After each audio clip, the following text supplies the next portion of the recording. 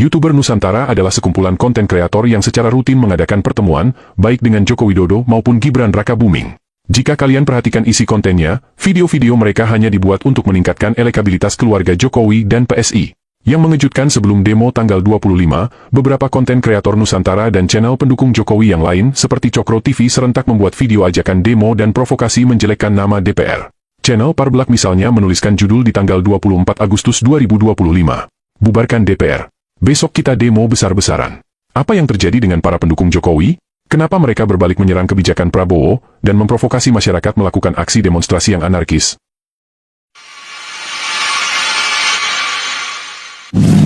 Nggak berhenti aktivitas gitu ya. Udah jada? Perdana. Oh enggak. Jadi gini, YouTuber Nusantara tidak mungkin bisa seperti ini tanpa adanya tol langit.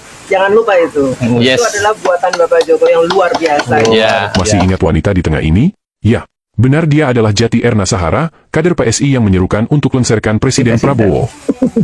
Harapan saya saat ini hanya pada Mas Gibran dan PSI. Jangan sekali-kali kecewakan saya dengan harapan. Karena harapan saya terhadap Bapak Prabowo sudah pupus. Saya tidak lagi percaya. Jangan coba bungkam suara saya, jangan coba suap saya. Jangan coba kalian ancam DJ. Jangan, ya. Karena saya tidak punya rasa takut secuil pun menghadapi kalian-kalian. Saya tidak punya rasa takut menghadapi hukum, karena apa yang saya katakan tidak ada yang melanggar hukum. Kalaupun saya menyuarakan untuk melengserkan Prabowo Subianto, itu ada alasannya. Karena Rangkaian peristiwa ini seolah sebuah benang merah yang jika diurai akan sampai pada demo berdarah saat ini. Mereka secara rutin mengadakan pertemuan di Solo. Jika Erna Jati Sahara secara terang-terangan menyerang Prabowo, para loyalis Jokowi yang lain yang tergabung dalam kelompok YouTuber Nusantara dan para kader PSI lebih memilih politik dua muka.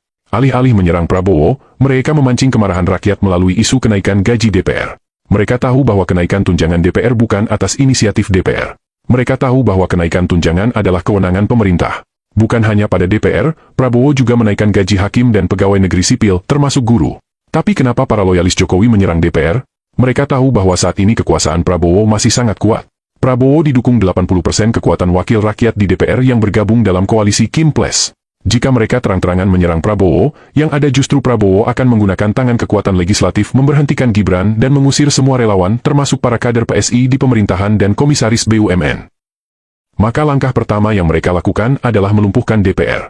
Di berbagai media, mereka membodohi masyarakat seolah DPR bisa dibubarkan. Padahal kita tahu, dalam sebuah negara demokrasi, tiga pilar ini harus ada, yaitu unsur eksekutif atau pemerintah, yudikatif atau kekuasaan kehakiman dan legislatif atau wakil rakyat. Tanpa salah satu dari unsur ini, negara tidak layak disebut negara demokratis. Di masa lalu, dalam sistem kerajaan, wakil rakyat tidak dibutuhkan, karena pemegang kekuasaan satu-satunya adalah raja. Dan itulah yang terjadi jika DPR dibubarkan. Presiden bisa bertindak suka-suka hati, tanpa pengawasan legislatif. Framing kedua yang dibangun oleh para buzzer ini adalah DPR joget-joget ketika mendengar tunjangan mereka naik. Tapi faktanya, acara joget itu dilakukan Presiden dan DPR saat sidang tahunan istimewa dalam rangka menyongsong peringatan Hari Kemerdekaan Indonesia pada tanggal 16 Agustus. Pemberitahuan kenaikan tunjangan DPR sendiri diumumkan satu hari sebelumnya dalam acara penyampaian nota pengantar RAPBN tahun 2026. Maka yang menjadi pertanyaan kita adalah apa yang salah dengan acara joget di hari perayaan 17 Agustus? Bukankah Jokowi juga selalu melakukan itu setiap tahun?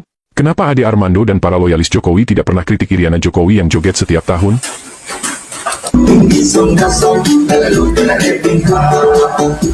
Bukan hanya pada saat perayaan 17 Agustus, Jokowi dan Iriana bahkan mengadakan peragaan busana di kalangan kabinetnya di halaman istana sambil joget-joget di saat utang negara sedang menumpuk.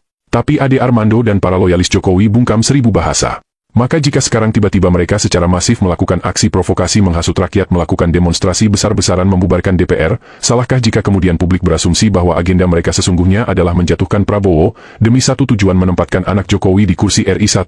Alasan mereka sebenarnya sangat tidak masuk akal.